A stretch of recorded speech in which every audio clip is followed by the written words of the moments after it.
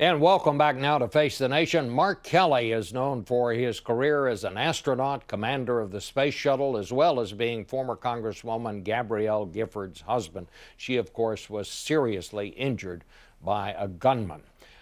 Since then, he's become an advocate for stricter gun laws. His group, her group as well, is called Americans for Responsible Solutions. He's in Tucson this morning, and Mr. Kelly, we certainly welcome you and know you're coming back to Washington this week to try to work and lobby Congress as it begins work on some sort of overhaul of our gun laws.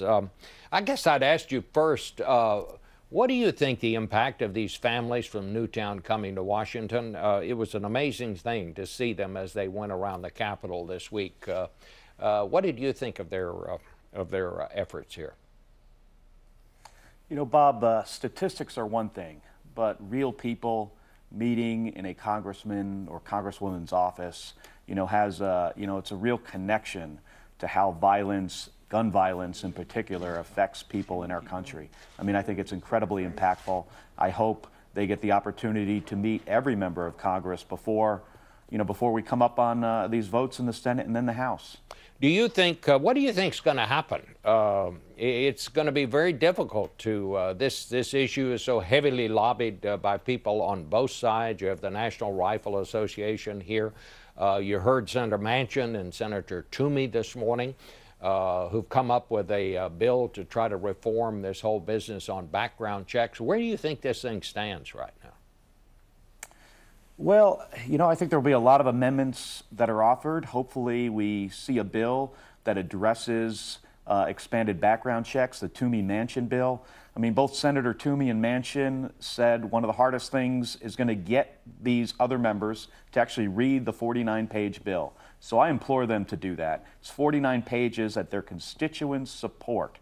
So once that gets passed, hopefully there'll be a mental health piece to it, gun trafficking, and then we move over to the House, and Gabby and I are going to be working incredibly hard, and our organization is going to be working every day to get them to read the bill and to get them to pass this legislation and sign it into law. What do you think the most important things that the Congress can do? You mentioned gun trafficking, background checks. It's looking like there may not be a ban on assault weapons or on larger magazines. So what do you think this bill to be really meaningful ought to include? Well, expanding the current background check system is a huge success. I mean, if we get that passed, and I think we will, it is a big deal. Right now, 40% of guns are bought at gun shows or over the internet without a background check. So it's very easy for the criminals, the dangerously mentally ill, to get a gun. So closing those loopholes, I think, is the #1 thing we can do to reduce gun violence in this country. So, that'll be a huge success. And then we've got to look at other things.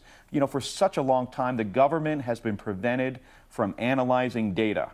In the space industry, in the space program, we make every decision based on good and reliable data. So, we need to look at that data and see where else can we be effective at, saving people's lives and protecting them from this horrific gun violence that we see every year. I was interested to hear Senator Rubio, who was on the broadcast earlier, suggesting that maybe legislation on guns really isn't very effective. Do you think that laws can be designed that can really make things safer for all of us? They absolutely can be designed. In the 1970s, we had the Clean Air Act that addressed pollution. Sure, we didn't get rid of all pollution in our country, but it did make our water cleaner and our air cleaner, and gun violence legislation can do the same thing. We're not going to stop every murder from a gun. We're not going to stop every mass shooting, but we can reduce gun violence with common sense legislation. How is your wife these days? Gabby's doing great.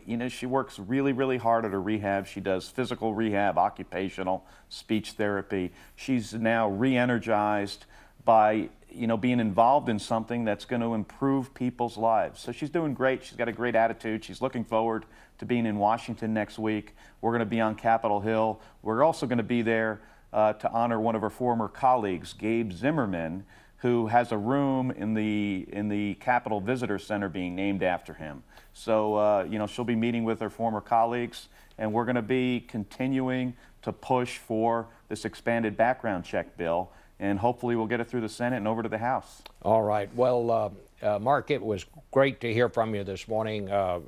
We all appreciate what you're doing here, and be sure and send her our very best. We'll be back with 1 minute in 1 minute to talk with our panel in a minute.